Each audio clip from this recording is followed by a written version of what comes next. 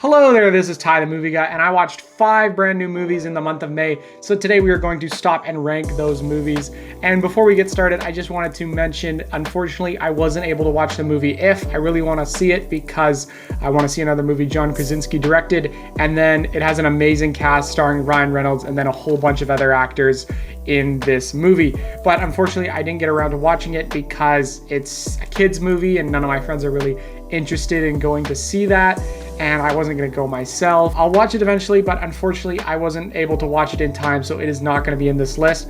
But we still have 5 other movies to talk about, so let's talk about it. Fire, you son of a great power comes great responsibility. My brother had a You do this all day. I am Iron Man. Why so serious? I am the comeback, the destroyer of worlds. Easily coming in last place, we have the movie Unfrosted. And I'm gonna be completely honest, this movie sucked. And good or bad, I usually am pretty positive about biopics because I end up learning something about a specific topic.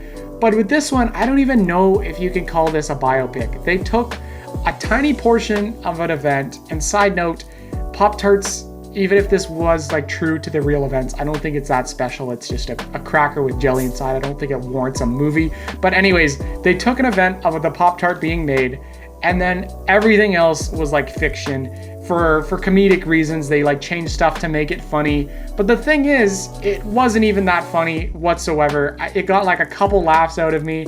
And if it's a comedy, then like the whole purpose is to make me laugh.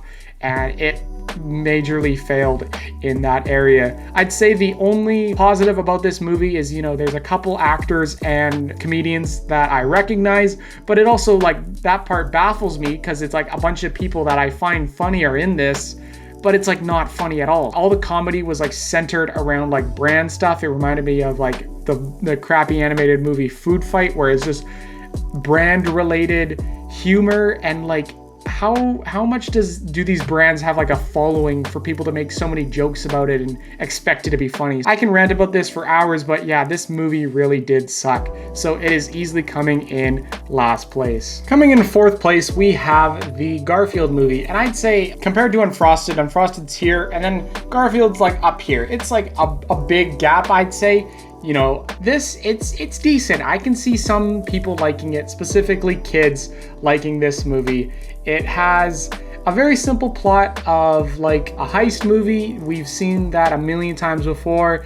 And then it has Garfield's dad, played by Samuel L. Jackson. And I think, I'm not sure his dad being added to the movie was like really needed. I don't know if the Garfield lore really required knowing who Garfield's dad was, but whatever, we got that, and it was played by Samuel L. Jackson. So I think that the Samuel L. Jackson side definitely did elevate the movie, and I don't mind Chris Pratt's voice. For a kid's movie, it was all right. Like, nothing special, nothing unique. It's not gonna be like Spider-Verse level animation. It's fine. If I was like 10 or under, I would probably like it, but considering I'm 19, I'm definitely not the demographic. So it's fine. Coming in 3rd place, we have the Furiosa movie.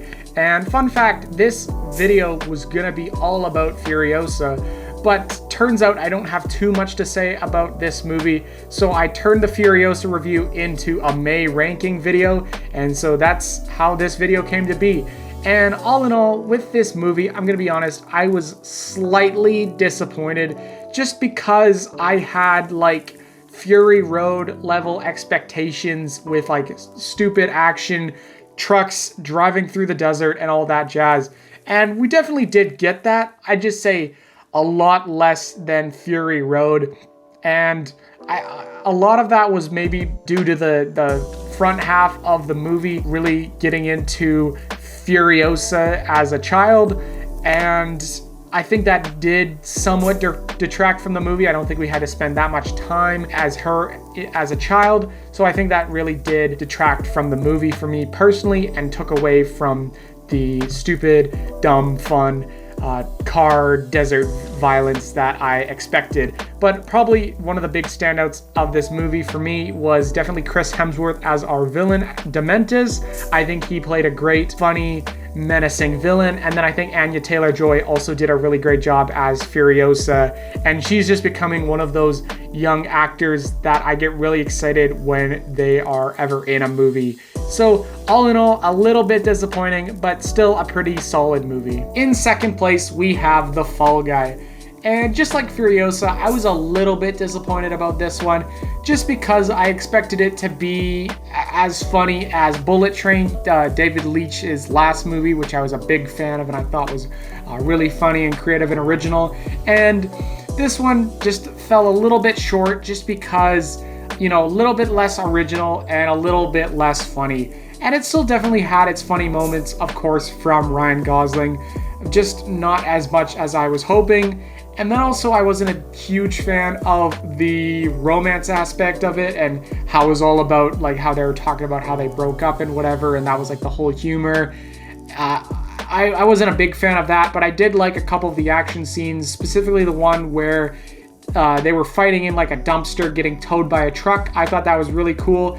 And I like the whole idea how this is like a tribute to stuntmen, because stuntmen are, of course, a big aspect of movies, specifically action movies, one of my favorite genres. So I like that whole tribute to that very important part of the film industry. So all in all, pretty solid, but once again, kind of disappointed. And easily coming in first place, we have The Kingdom of the Planet of the Apes. And this movie has a ton of great things going for it, starting with the fact that even though it's hundreds and hundreds of years in the future from the last trilogy, it managed to still connect to it more than I thought it could, just with its message about like legacy and how you can take someone's words and like twist it and turn it into a nasty way like the bad guys did. And it has all these conflicting viewpoints about like going forth, like humans need to thrive or apes need to thrive, or humans are too late, we've lost, there's no going on, we can just give up and all that.